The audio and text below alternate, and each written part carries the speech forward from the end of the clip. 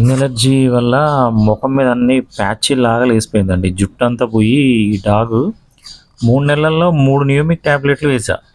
అయినా గాని అసలు క్యూర్ కాలేదు. ఇప్పుడు కొంచెం బెటర్ అనిపిస్తాంది. అంటే బాగా హెయిర్ పోయి ప్యాచెస్ లాగా ఉండేది బాడీ మీద. కొంచెం స్టార్ట్ అయినట్టుంది హెయిర్ గ్రోత్.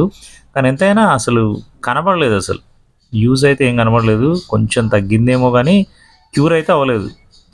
కొంతమంది కాల్ చేసి అడుగుతా ఉంటారు.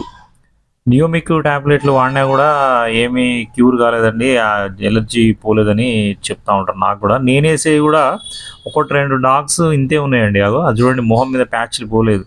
ఇక మూడోది వేసిన తర్వాత కూడా ఇంకోటి వేయడం అనవసరం అండి. అది చాలా పవర్‌ఫుల్ టాబ్లెట్. ఎక్కువ వాడకూడదు. ఇక వేసేయని 3 టాబ్లెట్లు వేసాం.